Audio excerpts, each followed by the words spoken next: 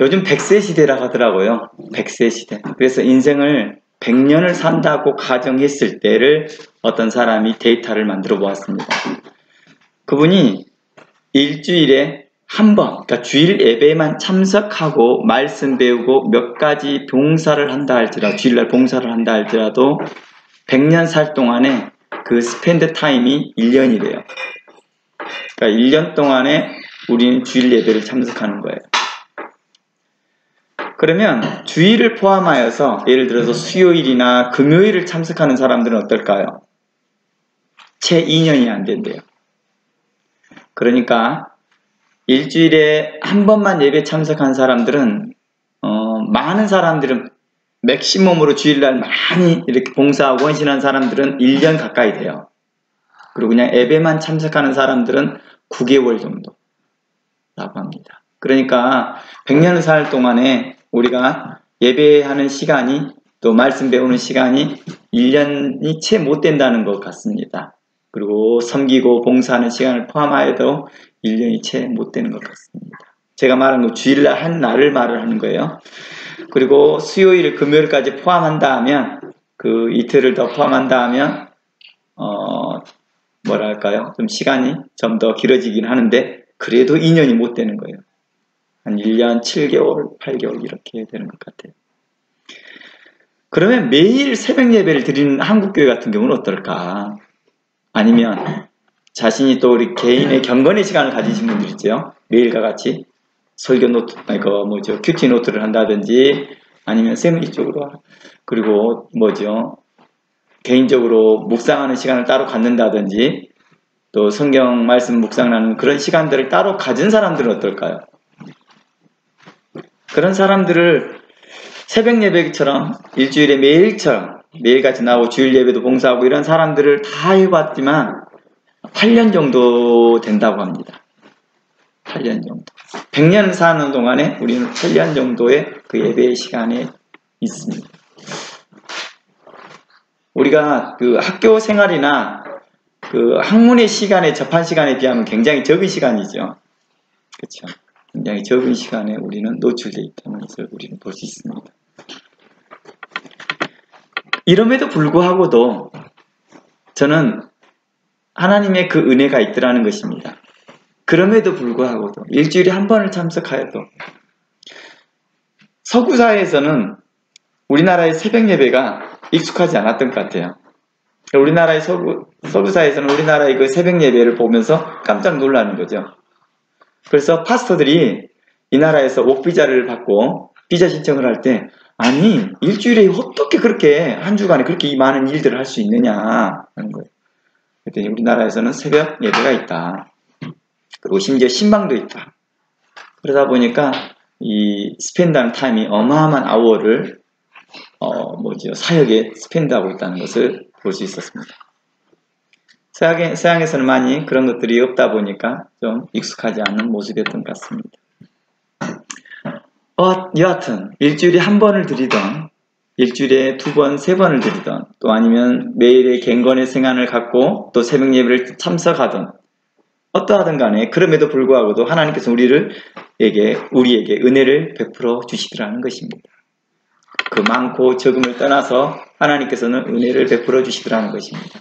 새벽 예배 나온 사람에게만 은혜를 베풀어 주는 것도 아니고 철야 예배 나온 사람에게만 새벽 은혜를 베풀어 주는 것이 아니고 일주일에 한 번의 주일 예배를 참석한다 할지라도 내가 그리고 봉사하지 못하고 헌신하지 못한다 할지라도 하나님께서는 여전히 우리에게 은혜를 베풀어 주시더라는 것입니다. 하나님은 어떠하신 분이냐? 심지어 하나님을 믿지 아니하는 악인에게도 선을 베푸시는 분이시라는 것입니다.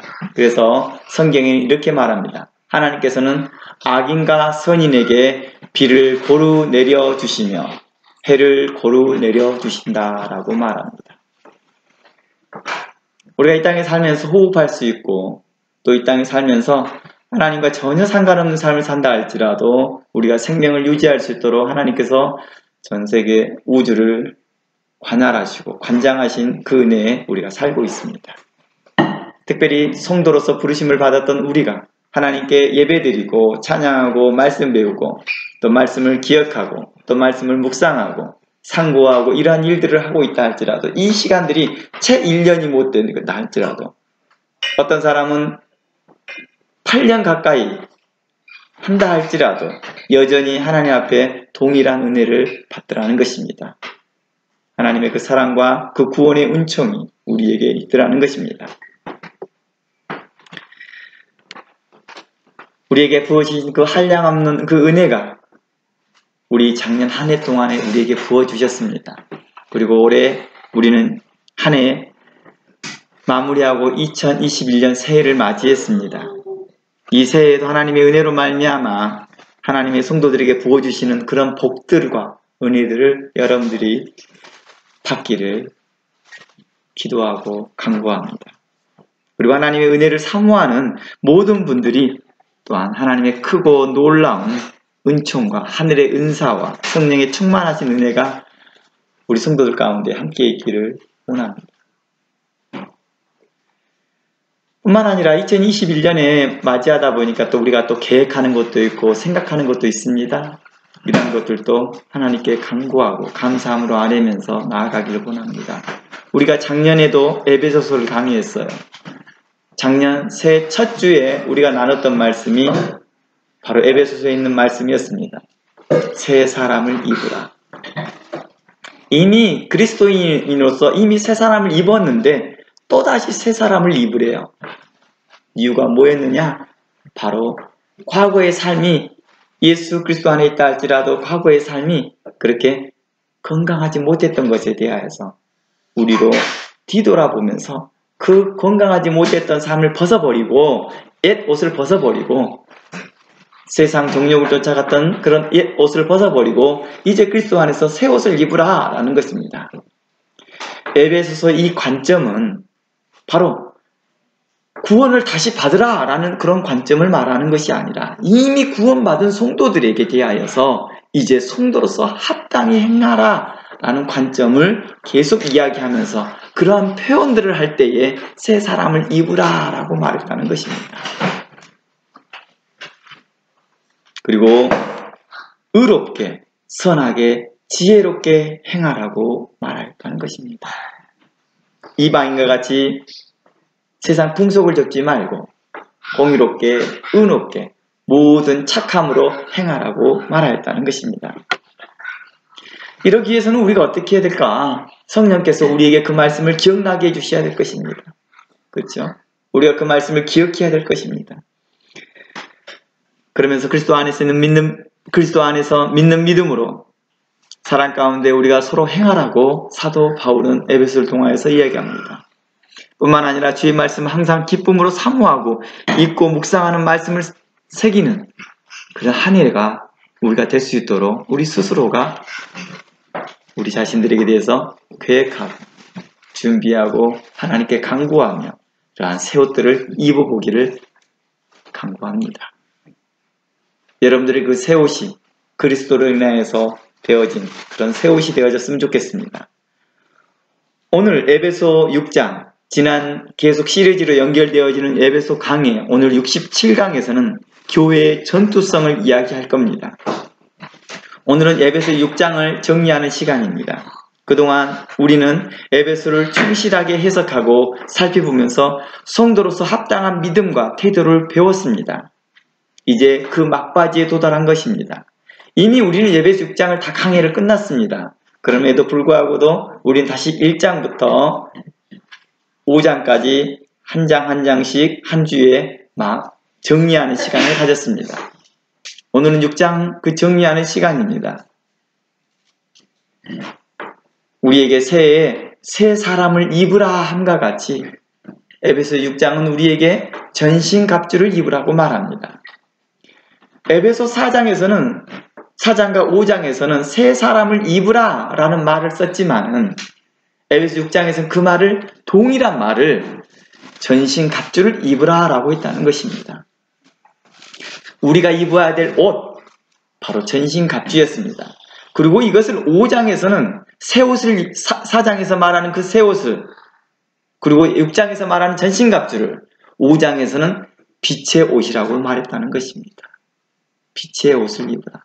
그 옷을 어떤 옷이라고 했어요? 우리가 지금 제가 목 상태가 안 좋아서 한 주 쉬고 성탄절 맞이하고 하다 보니까 2주라는 갭이 생겼지만은 그때 말했던 말이 어떤 것이었느냐? 빛의 옷을 입은 모든 착함과 의로움과 선함으로, 모든 착함과 선함과 의로움으로 옷을 입는 한 해가 되었으면 좋겠습니다. 그렇게 계획을 잡습니다. 그렇게 플랜을 합니다. 전신갑주를 입기 위해서 진리의 허리띠를 띠고 구원의 투구를 쓰고 믿음의 방패를 들고 구원의 복음의 신을 신는 그러한 말들을 아주 짧게 설명하는 것이 모든 착함과 의로움과 진실함에 거하라 라고 했던 것이고, 이보다 더 짧게 이야기했던 것이 바로 새 옷을 입으라 라고 했다는 것입니다. 그러니 새 옷을 입는다라는 의미는 이제 이미 구원받는 성도들에게 다시 강건해지더라 이렇게 말했던 것입니다.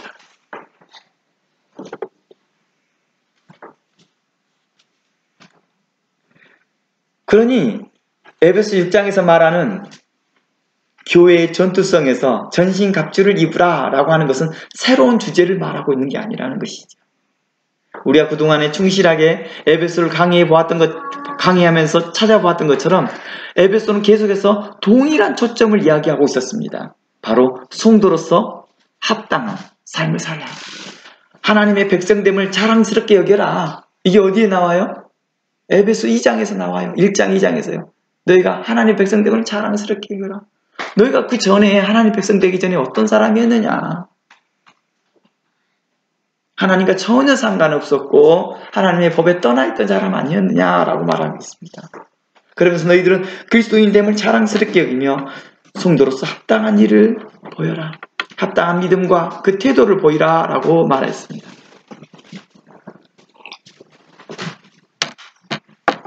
그래서 에베소 6장에서는 전신갑주를 입으라 라고 하는 것은요, 뭘 의미했어요? 성도들이 충분히 이해할 수 있는 범위 내에서 썼다는 거예요. 갑작스럽게 진리의 허리띠를 띠라, 구원의 투구를 쓰라, 이런 말들이 전혀 새로운 말로 전개된 게 아니라 이미 1장, 2장, 3장, 4장, 5장까지 했던 말들을 좀 더 구체적으로 설명한 것뿐입니다.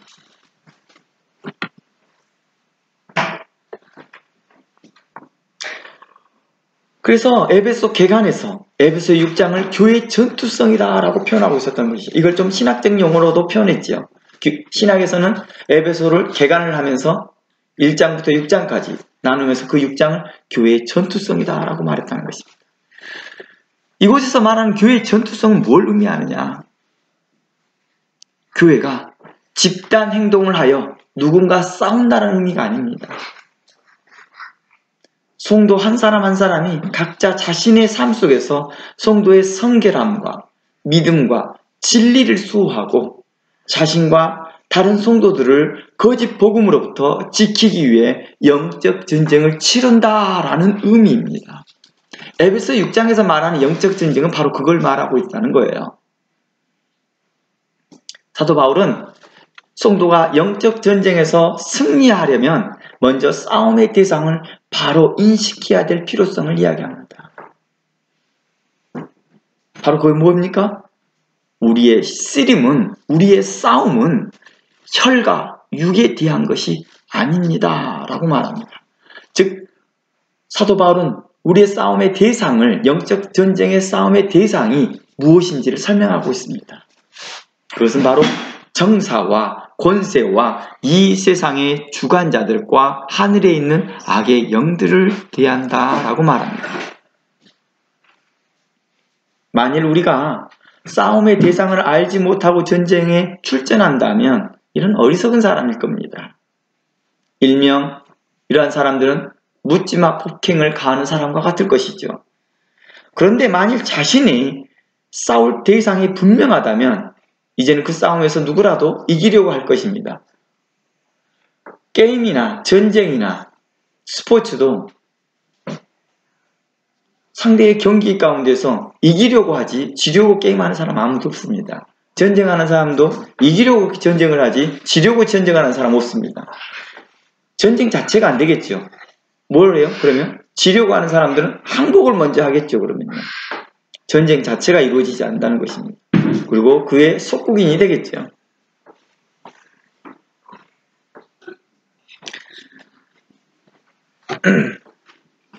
바로 이러한 부분들에 대해서 그 싸움의 대상이 대해서 분명코 이야기를 하면서 이제 이 싸움에서 우리는 분명하게 싸워야 된다. 그리고 승리하라고 말합니다.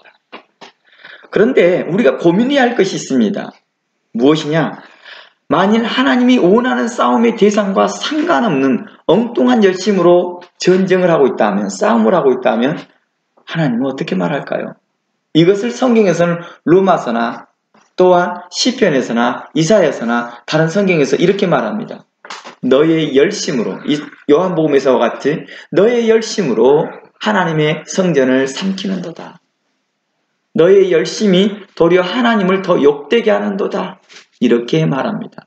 로마서에서는 너의 열심이 도리어 너의 의만 드러낼 뿐이지 하나님의 의로움이 드러나지 않는다. 라고 말하고 있다는 것입니다.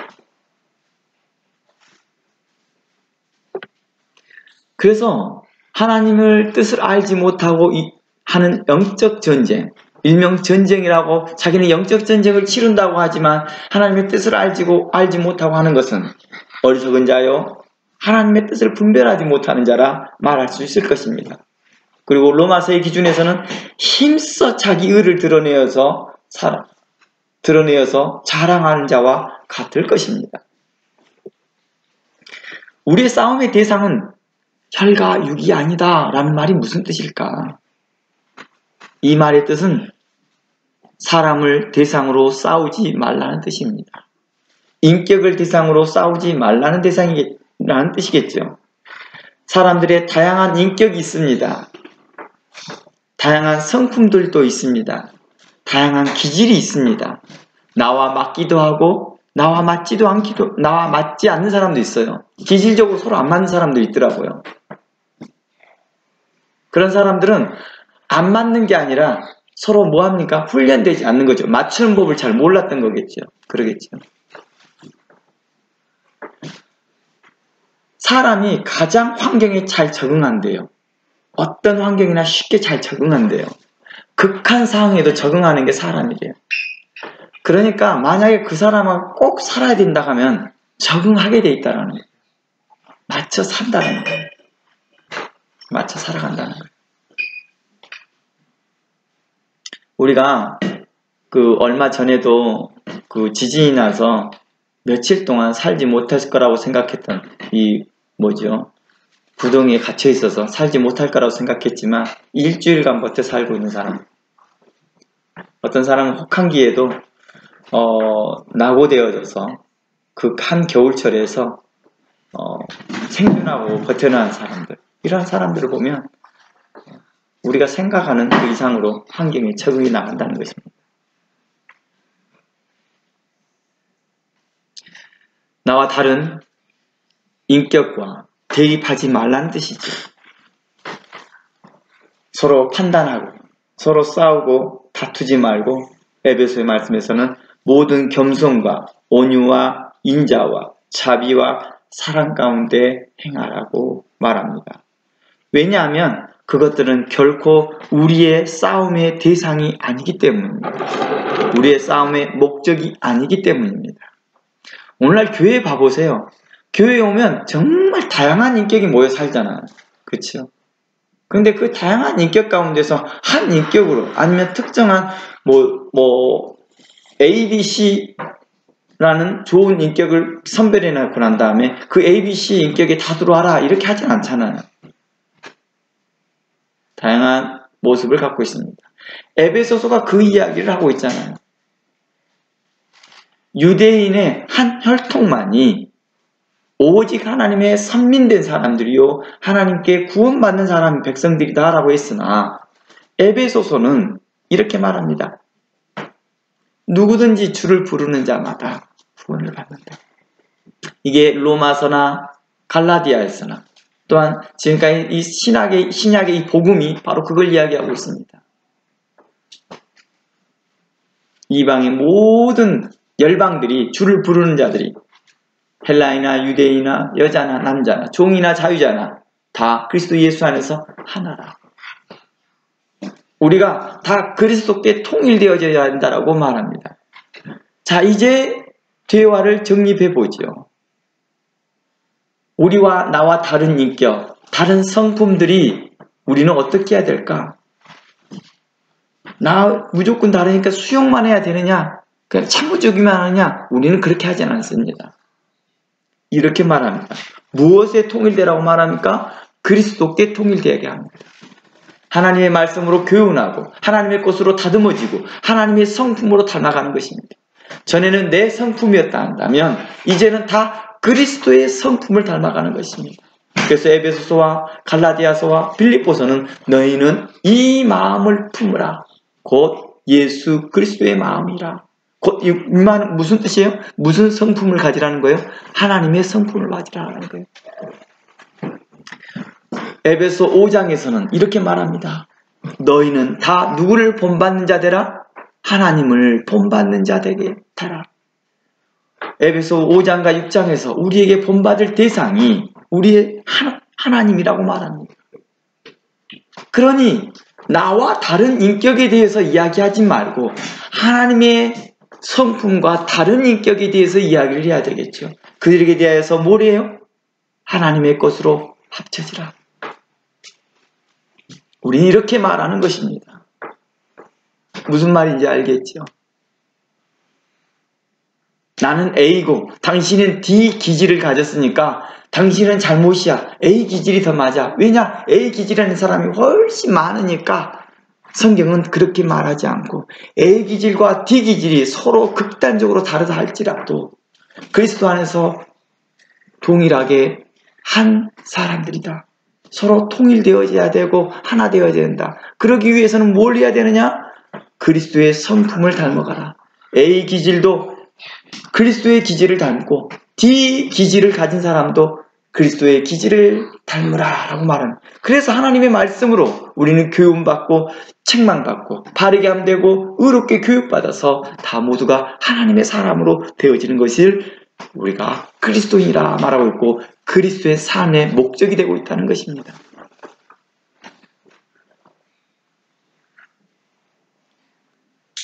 또한 우리가 싸움의 대상이 아닌 것은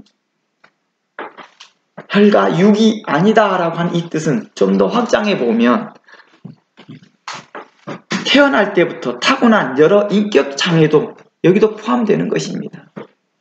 원래 타고난 그 기질이 있는 것처럼 타고난 어떤 인격 장애도 있거든요. 우리가 신체적 장애만 있는 게 아니라 인격의 장애도 있어요. 브레인에도 장애가 있던 것처럼요. 저 같은 경우에 난독증이 있습니다. 물론 그게 극복이 됩니다. 장애들도요. 육체의 장애도 극복이 되는 것들처럼 말입니다. 인격의 장애도 극복이 되거든요. 다 누구에게 통일되게 했어요? 그리스도께 통일되게 했다는 것입니다. 하나님의 말씀으로 교정이 되더라는 거예요. 하나님의 성령으로 하나 되게 하더라는 것입니다.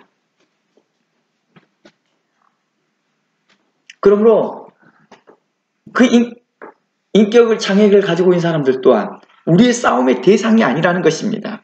우리의 싸움의 목적이 아니라는 것입니다. 도리어 그들에 대하여서 기도의 대상이 될 것이며 도리어 그들이 우리에게 대하여 긍휼히 여기고 불쌍히 여기는 대상이 될 것입니다. 우리가 그러잖아요. 참 그 사람 불쌍하다 이렇게 말하잖아요. 그 사람에게서 원수를 갚아주려고 하는 게 아니라 도리어 불쌍히 여기지는 것이죠.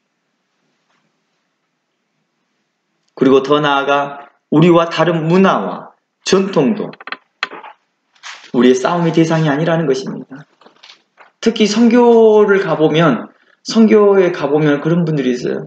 자신이 유럽에서 오면 그 유럽의 문화를 그 나라에 전달을 하려고 해요. 그러면서 기존에 있는 문화를 갖다가 다 없애버리려고 해요. 그러지 않았으면 좋겠어요. 그분들의 문화와 전통을 존중해주면서 하나님의 그 성품을 거룩한 하나님의 것을 나눠주는 것이 더 중요한 사역인 거지. 그게 바로 선교거든요.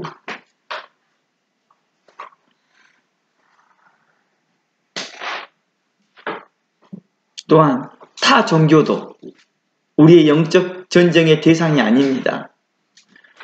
세상 교육도 우리의 영적 전쟁의 대상이 아니라는 거예요. 어떤 사람은 진화론에 대해서 막 싸워야 된다 이렇게 말을 하는데요. 실상 진화론에 대해서 싸워야 한다는 사람들도 보면 진화론을 잘 이해를 못한 것 같아요. 학문적으로 이해를 못하고 있다는 거예요. 학문적으로 잘못 이해되어지다 보니까 극단적인 태도로 나가는 것 같습니다. 진화론은요, 다르게 그런 학문들이 결코 그리스도의 신앙을 파괴시키지 않거든요. 할 수만한 능력이 안 되거든요. 하나님의 거룩한 말씀이, 거룩한 신앙이 그렇게 유약하지 않습니다. 약하지 않거든요. 또한 세상 철학도, 과학도 어느 특정 나라도 아니라는 것입니다. 심지어 사람들의 생명의 위협과 핍박과 어떤 높음에 있는 자리도 있는 사람들도 바로 우리의 싸움의 대상이 될 수가 없더라는 것입니다.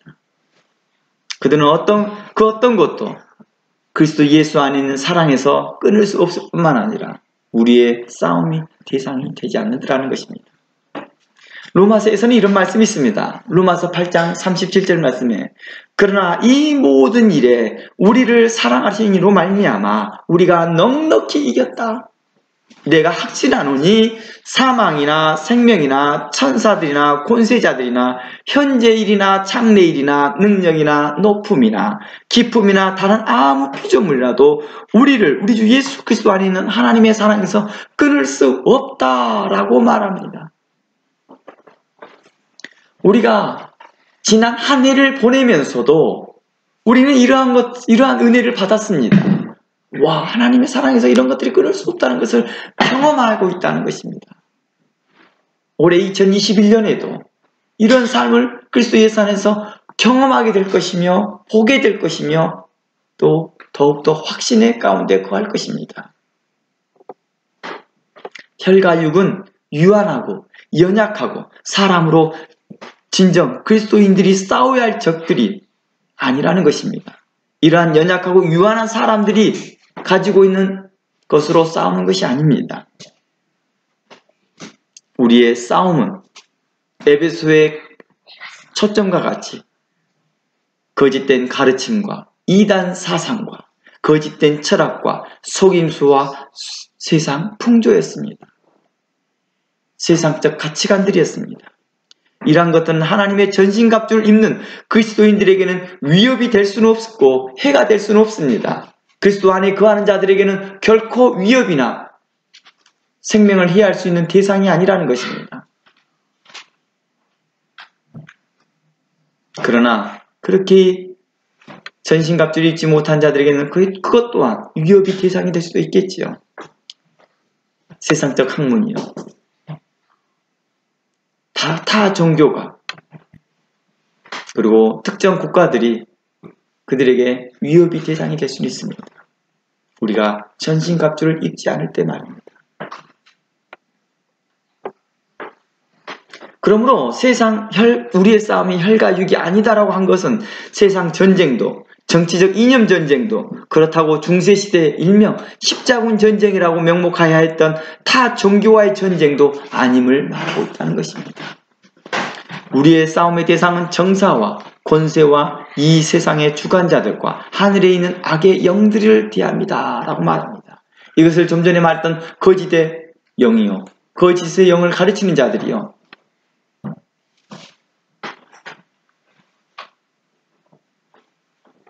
거짓된 복음이라는 것입니다. 이것을 다른 복음이라고도 말하였고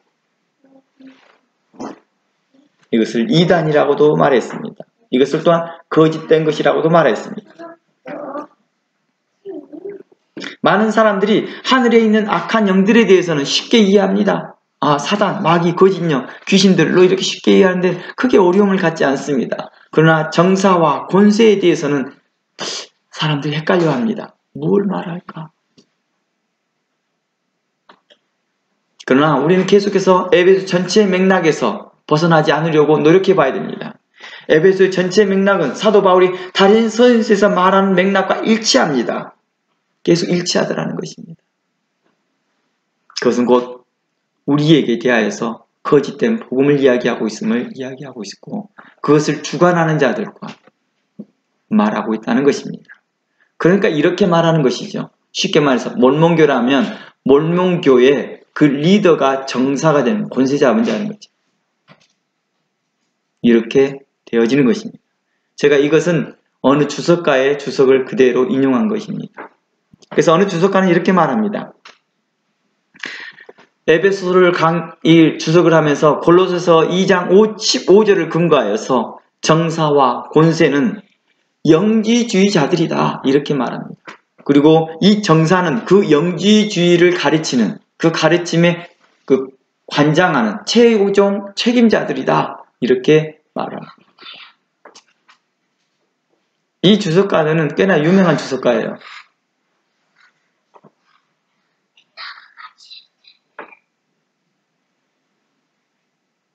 그래서 이렇게 설명합니다. 영지주의와 그의 거짓된 가르침과 그 거짓된 것을 주장하는 악한 영이라고 주석하고 있습니다. 이는 에베소 맥락과 매우 일치합니다. 에베소 전체 맥락하고 일치합니다. 에베소는 뭘 합니까? 갈라디아서를 인용을 하면서 아니 너희들이 그렇게 빠르게 다른 복음으로 저렇게 빠져나갈 수가 있느냐. 아니 이렇게 너희가 복음을 그렇게 3년 반 동안 너희들이 배웠는데 너희가 그렇게 눈물로 너희들을 가르쳤는데 너희들이 이렇게 빨리 다른 복음으로 가는 것을 내가 이상히 여기노라. 함과 같습니다. 저는 이 말에 동의하면서 동시에 추가로 더 자세히 설명해 보려고 합니다. 이 골로새서는 영지주의뿐만 아니라 할례단과 유대주의자들과 사이비와 거짓 복음을 전하는 이단들을 말하고 있다는 것입니다. 왜냐면요, 골로새서 2장 전체를 보면은요, 할례에 대한 내용, 할례단부터 시작하거든요. 2장 11절부터 한번 볼까요? 2장 전체를 보면 좋겠지만 11절부터 한번 볼게요. 또 그 안에서 너희가 손으로 하지 아니한 할례를 받았으니 곧 육적 몸을 벗는 것이요 그리스도의 할례라. 너희가 세례로 그리스도와 함께 장사되었고 또 죽은 자들 가운데서 그를 일으키신 하나님의 역사를 믿음으로 말미암아 그 안에서 함께 일으킴을 받았느니라 라고 말합니다. 그러면서 이러한 내용들을 가지면서 14절 우리를 거스리고 우리를 대적하는 의문에 쓴 증서 이게 뭐예요? 바로 율법이었고 유대주의자들이 말하는 그런 것들을 이야기하고 있습니다. 그런 것들을 도말하였고 제하였고 십자가에 못 박아버렸다. 그리고 15절 정사와 권세란 단어를 똑같이 쓰고 있죠. 여기서 정사와 권세란 단어를 똑같이 에베소서에 말하는 정사와 권세란 단어를 똑같은 헬라어도 똑같아요. 똑같은 단어를 쓰면서 벗어버리고 드러내고 그 정체를 드러내버렸다는 거예요. 정체를 드러내버리고 십자가로 승리해버렸다. 이 말씀을 고린도전서에서는 하나님의 말씀을 가진 자가 이게 뭐로 말합니까?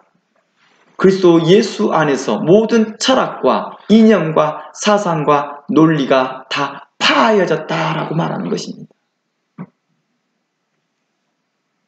그러면서 16절 말씀에 먹고 마시는 것과 절기와 올삭과 안식일이니 이를 인하여 누구를 편론하지 못하게 하라.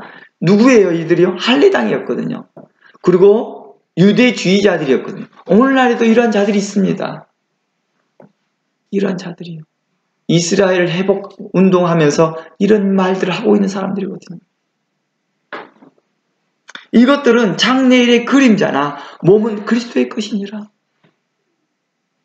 갈라디아서, 에베소서, 골로새서, 이러한 로마서, 이러한 내용들이요. 다 이 할례당하고 유대주의자들 향하여서 계속 했던 말이거든요. 누구든지 일부러 겸손함과 천사 숭배함을 인하여 너희 상을 빼앗지 못하게 하라.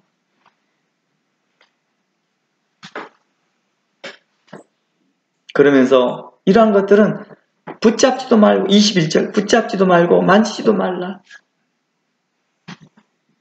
그러니까 우리 영적 전쟁이라고 하는 것은 진짜 싸우는 것이 아니라 만지지 않아야 하고 보지도 않아야 되고 멀리 하는 거룩에 거하는 것입니다. 거룩한 옷을 입고 있는 것 자체가 이미 영적 전쟁에 승리하는 것입니다. 이런 것들은 사람의 명과 가르침을 좇으니라. 그러니까 세상적 가치관, 성경을 가지고 세상적 가치관을 가르치고 이러한 것들에 대해서 뭐예요? 금하라고 말합니다. 하나님을 쫓는 게 아니라고 말합니다. 그리고 이 모든 가르침을 가르치는, 거짓된 것을 가르치는, 환장하는 거짓된 영을 또 이야기하고 있다는 것입니다. 이 거짓된 영은 바로 거짓된 사상을 가르치는 이단의 교주라고 말하죠. 그 교주에 대해서 우리는 주권자라고 하는 거고, 그 주권자가 또 많은 사람들을 스프레드하고 있으니까 그들에게 대하여서 뭐 하는 거예요? 싸움의 대상이라는 거예요. 틀렸다라고 말할 수 있어야 된다는 것입니다. 그게 잘못됐다라고 말할 수 있어야 되는 것이죠. 예수님은 뒤에서 이렇게 말합니다. 서기관과 바리새인들이여 화 있을진저. 그들의 권력이 당대 최고였거든요. 당시에 바리새인들에게 잘못 보이면, 사두개인에게 잘못 보이면 뭐예요? 유대교 안에서 출교당하니까 유대교인이 활동을 못해요. 장사도 못해요. 물건도 사고 팔지도 못해요. 이걸 계시록에서 그대로 인용을 하거든요. 사고 팔지 못하거든요. 출교를 당하면. 얼마나 막강한 힘을 가졌습니까? 그런데 예수님은 이렇게 말합니다. 와 있을진저 서기관과 바리새인들이요. 우리에게 대하여 말합니다. 명예 고소 때문에 신천지라는 말을 쓰지 못하는 상황. 그러지 말고 그들의 가르침이 잘못되었다. 그들의 사상이 잘못되었다. 라고 말할 수 있어야 됩니다. 몰몬교에 대해서 그들의 가르침은 잘못되었다. 여호와의 증인들에 대해서 그들의 가르침은 정말 잘못되었다. 신천지는 사이비와 같고 그들의 가르침은 이단과 같고 그의 가르침은 하나님 앞에 합당하지 않다. 라고 말하는 것이죠. 그리고 그걸 인식하는 것이죠.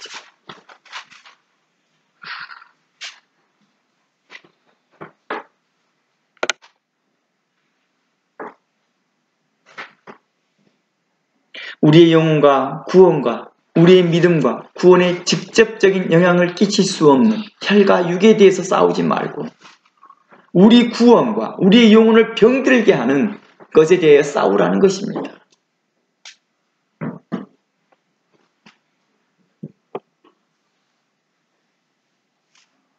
어떤 사람들은요, 권세와 정사와 권세를 이렇게도 해석하는 사람도 있습니다.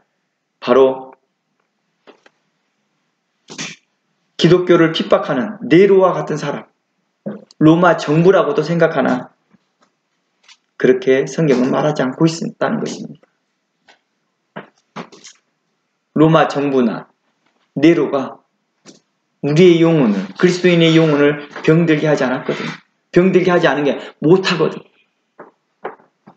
그러한 핍박 가운데에서도 그리스도인들은 증거되었고 복음은 확장되어졌거든요.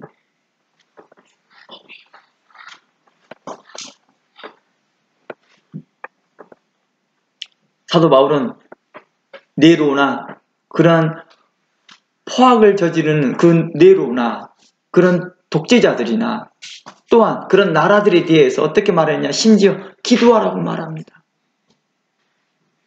사도 바울이요, 당시에 이 말을 할 때가 네로가 있을 때였어요.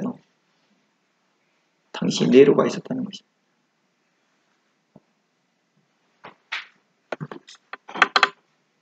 그리고 그런 통치자들에 대해서 우리의 싸움의 대상이 아니라 도리어 우리의 기도의 대상이라고 말하고 있다는 것입니다.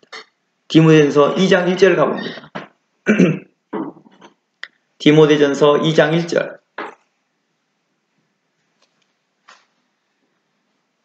그래서 정사와 권세를 어느 특정한 권세자들, 나라나 통치자를 말하는 게 아니라 바로 이단의 가르침을 가르치는 그런 우두머리라고 이해하고 보면 된다는 것입니다. 그리고 우리가 생각하는 그 나라와 통치자들에 대해서는 우리의 싸움의 대상이 아니라 그들은 우리의 기도의 대상이라는 것입니다. 디모데전서 2장 1절 말씀에 내가 첫째로 고나노니 모든 사람을 위하여 간구와 기도와 도구와 감사를 하되 2절 임금들과 높은 지위에 있는 모든 사람을 위하여 하라. 올해 한 해에 우리 그랬으면 좋겠어요. 우리나라는 특히 한국의 정치적 이념 전쟁으로 팍 터지게 싸우고 있고 대통령을 대하여서 함부로 이야기하고 정치인들에 대해서 함부로 이야기하고 있으나 우리 함께 그들을 위해 기도했으면 좋겠습니다. 우리 과거에 많이 그랬거든요.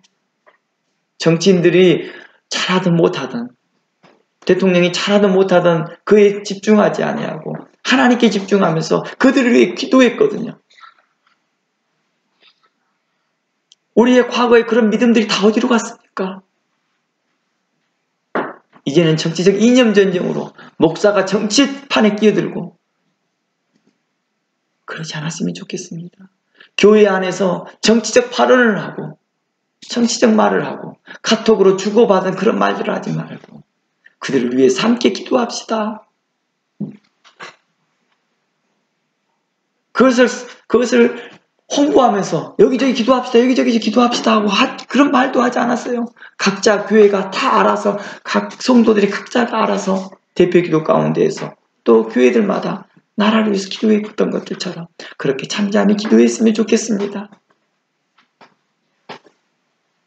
2절 말씀에 높은 임금들과 높은 지위에 있는 모든 사람을 위하여 하라. 이는 우리가 모든 경건과 단정함으로 교요하고 평안한 생활을 하게 함이라. 이것이 우리 구주 하나님 앞에 선하고 받으실 만한 것입니다. 이 기도가 받으실 만한 것이래요. 하나님은 모든 사람이 구원받으며 진리를 아는 데 이르기를 원한다라고 말합니다. 사도 바울은 임금과 높은 지위에 있는 모든 사람에게 기도하라고 권하였던 이것은 당시에 그리스도인들을 핍박하던 네로 황제뿐만 아니라 유대 땅을 포함한 여러 분봉왕, 이 분봉왕은 로마 네로 황제가 지명한 왕들이에요. 왕들과 모든 그리스도인이 속한 모든 치리자들을 포함한 사람들을 이야기하는 것이죠. 그들을 위해 기도하라는 것입니다. 그들을 향해서 싸움의 대상이 아니라고 말합니다.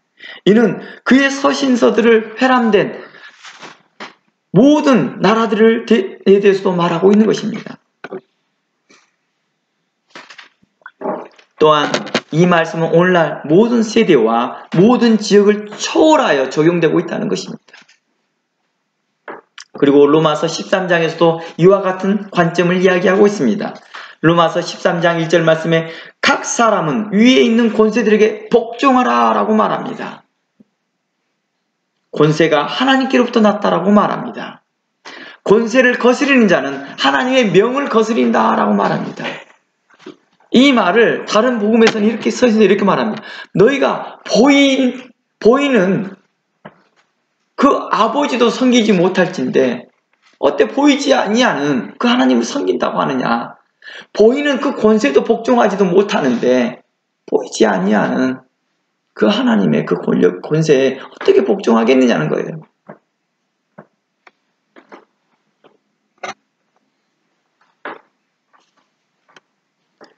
본문은 계속해서 모든 사람들이 세상 정치 권력에 대해 굴복해야 될 태도를 말하고 있습니다.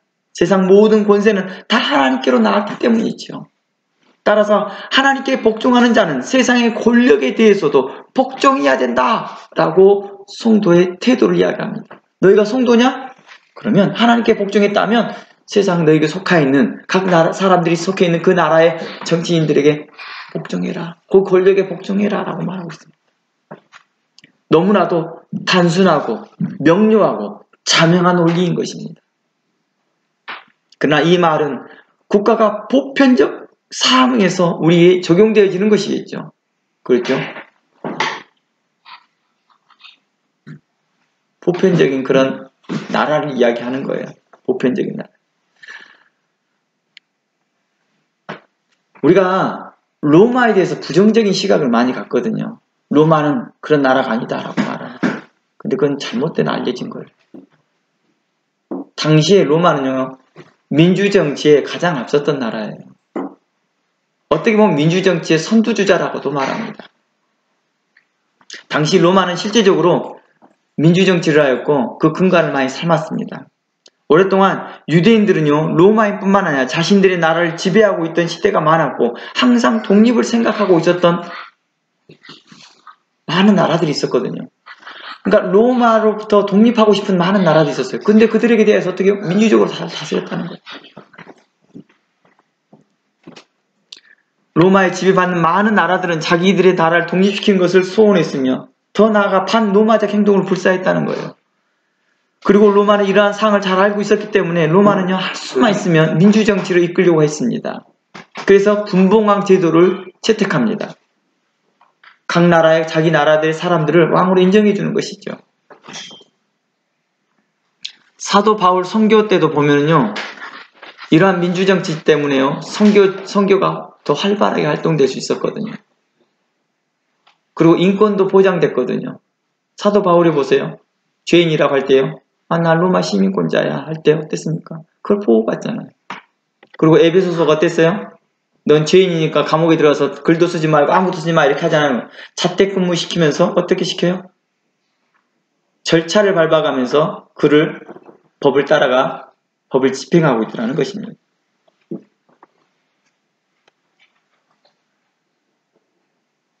우리의 싸움의 대상이 누구이냐 라고 하는 이 부분에 대해서 에베소는 계속해서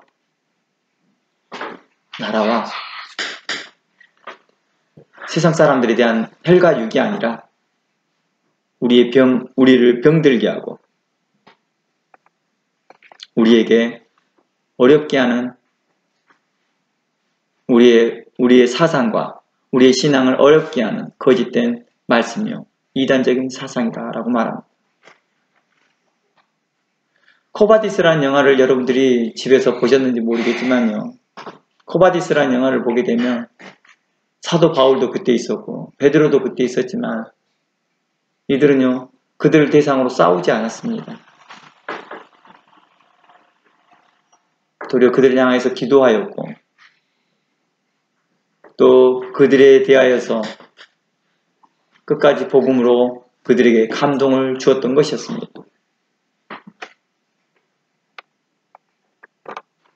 우리가 생각 한번 해보세요. 우리 스스로가 자세히 한번 생각해보면 우리가 어떤 일들을 우리가 행해야 될 것인지를 우리는 알 수 있습니다.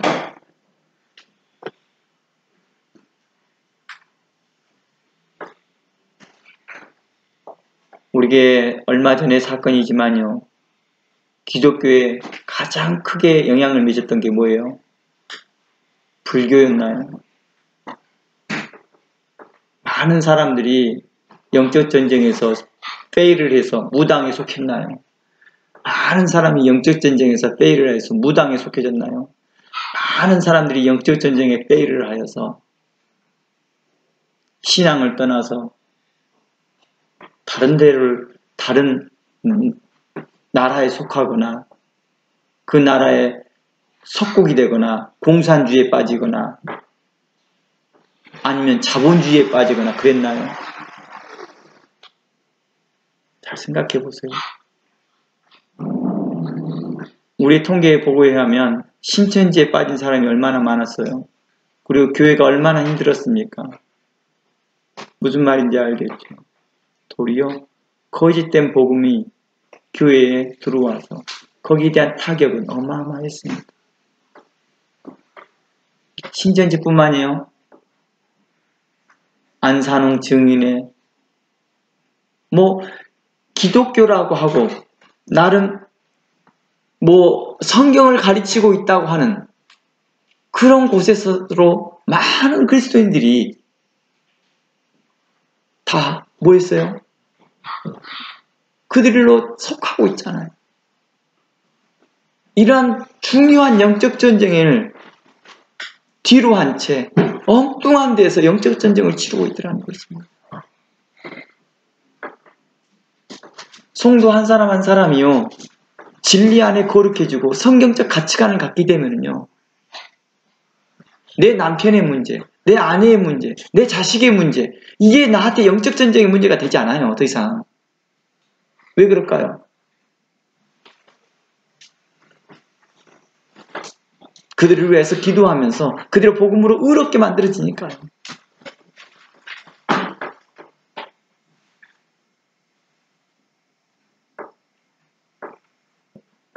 로마에 살면서 그렇게 핍박을 받았던 베드로나 사도 바울이나 기독교인들이 그것 때문에 복음이 저해됐거나 방해받지 않았다는 거예요. 그럼에도 불구하고 그들을 향해서 기도하였고 그들이 할 수 있는 대로 복음을 전하는데 권세자들과 그 장교들에게도 복음을 전합니다. 이 코바디스라는 영화는 바로 그 왕의 총애를 받고 있는 그 장군이 그리스도인이 되어지는 그 과정이었거든요. 주여 어디로 가시나이까? 라는 그러한 내용을 담아서 자신도 그 길을 따라가는, 전혀 예수와 상관없고 예수를 핍박하였고 예수를 죽이려고 했던 그 사람이 도리어 죽게 돌아오는 그런 내용이었거든요. 무엇 때문에 그렇게 했을까요? 바로 성도들의 빛의 모습을 봤기 때문이죠. 성도들이 빛의 갑옷을 입었던 모습 때문이었겠죠. 성도들이 전신갑주를 입었던 그 모습 때문이었겠죠. 그들이 유대인들, 다른 열심당원처럼 유대 독립운동하는 사람들처럼 그들이 갑옷을 입지 아니하고 전쟁을 준비하지 아니하고 도리어 그들이 영적 전쟁을 준비하기 위한 진리로 옷을 입었던 모습을 봤기 때문이죠. 빛의 갑옷을 입었던 모습을 봤기 때문이죠. 빛의 갑옷을 입었던 그 모습을 본 그 사람이 바뀌게 된 것이죠. 당시에 유대 땅에 어떤 사람이 있었습니까? 열심당원들은 유대 독립을 위해서 전쟁을 준비합니다. 정말 유대사에서 보면요, 유대 독립을 위해 전쟁을 정말 일으킵니다. 그리고요, 이 에베소서가 쓰일 때요, 에베소서가 몇 년도에 쓰여요? 그 쓰여진 그 시기에 2년 후에 정말 독립전쟁이 벌립니다. 그러니까 그 전에 뭐 했어요? 사람들이 준비했을 거 아니에요. 많은 사람들이 유대 독립을 하자. 유대 독립을 하자고 그렇게 모으고 할 때 기독교인들에게 그런 말을 했거든요. 이게 바로 그들에게 있어서 민족성을 키워주고 신앙심을 키워줄 때 사도 바울은 말합니다. 그런 전쟁 준비하지 마. 그런 전쟁 준비하지 마. 우리가 싸울 전쟁은 영적 전쟁이야.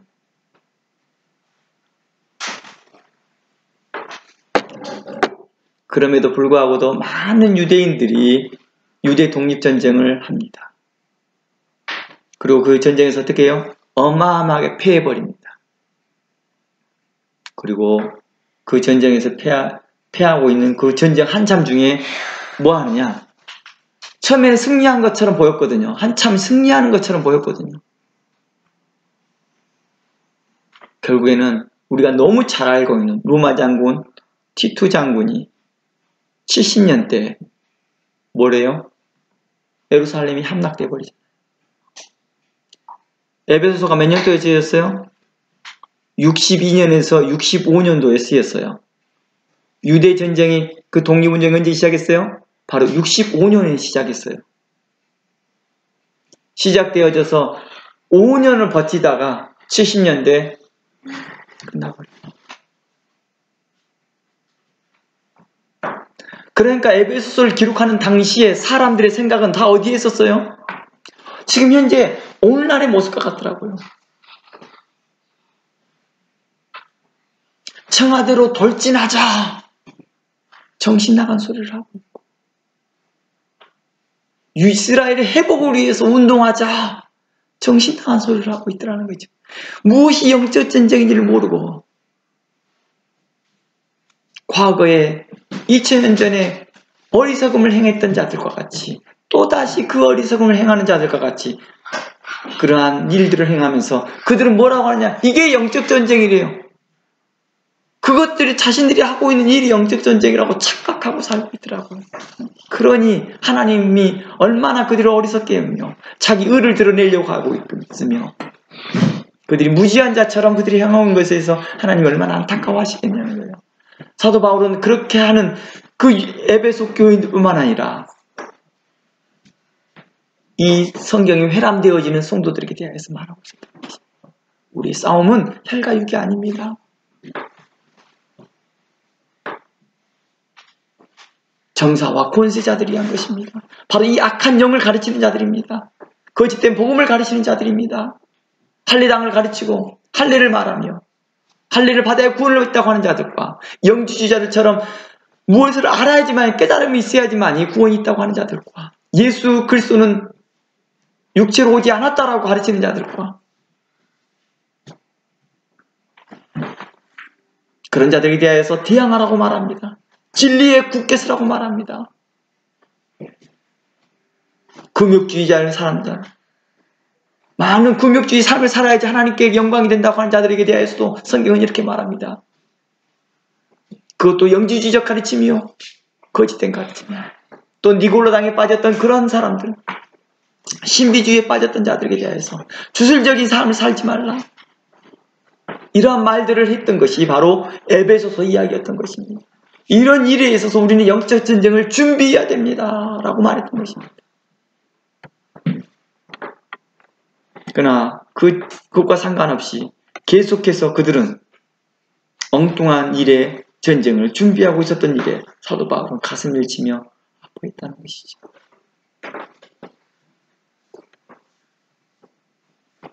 실제로 정말 그랬어요. 그 후로 많은 그리스도인이요, 그때가 몇 년도인지 정확히 모르겠지만 이 연도를 잃어버렸네요. 100몇 년도. 그러니까 예루살렘이 함락되고 난 후에도 계속해서 2차, 3차가 일어났거든요. 독립운동으로. 그때 100몇 년 전에 많은 그리스도인이 또 참석합니다. 얼른 기억이 안 나네요. 그 전쟁에 참석하면서 많은 그리스도인이 함께 참석합니다. 어때요? 에베소의 말씀이 몇 년도에 기록됐어요? 이미 로마 독립운동을 하기 전에 일어난 65년 전에 일어났던 전에 이미 기록해놓고 그걸 경고했거든요. 우리의 싸움은 혈과 육이 아닙니다. 영적 전쟁입니다. 그럼에도 불구하고 해요. 그리고 수년이 흘러서 사도 바울의 말은 어디로 갔는지 모르고 100년이 채 안 된 사회에서 또다시 그들은 뭘 하고 있어요? 많은 그리스도인들이 그 영적 전쟁과 전혀 상관없는 이스라엘 독립운동에 참여하면서 나중에 어떻게 해요? 전멸을 당합니다. 전멸을 당합니다. 다음 주에 제가 목 상태가 안 좋아서 더 진행하기는 어렵고요. 다음 주에 이 내용을 영적 전투에 대해서 다음 주까지 연결을 해서 그때는 좀 교회사적인 관점에서 좀 더 나누고 마치고자 합니다. 오늘 긴 시간 여러분들이 듣는데 힘들었을 텐데 하나님께서 여러분들의 은혜 주시기를 기도합니다. 다 함께 기도합니다. 하나님, 감사합니다.